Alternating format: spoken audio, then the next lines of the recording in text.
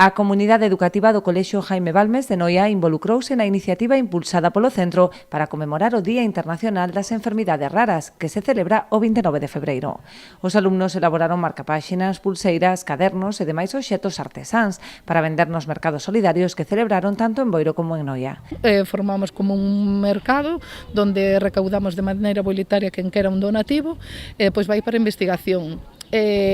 Como se fixo? Bueno, pois todo o centro participou facendo manualidades, desde os máis pequenos ata os máis grandes. O que pasa que os vendedores foron os máis pequeniños, os que saliron ás rúas para facer esta recaudación. A investigación é fundamental para axudar os afectados por este tipo de patoloxías, que en ocasións pasan anos sen ter sequera un diagnóstico. É o caso de Brais, que padece non unha, senón 5 enfermidades raras que comprometen a súa esperanza de vida e o seu día a día.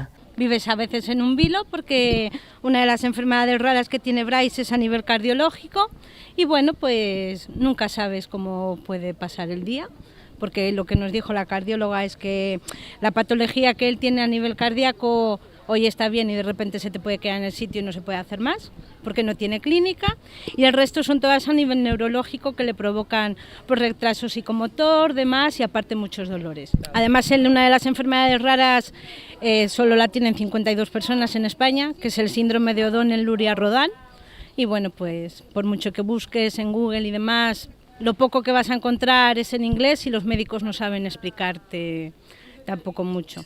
Después tiene una malformación en la base del cráneo que le llaman el síndrome de Asnur-Chari y ahí estamos esperando a ver si ya le operan, porque bueno, a día de hoy Brais anda, pero igual con el paso de los años se puede quedar en una silla de ruedas. A pesar das dificultades que lle supoñen estas doenzas que lle obrigan a someterse a terapias e constantes probas médicas, Brais é un neno feliz e celebra este día cantando e cun sorriso de esperanza.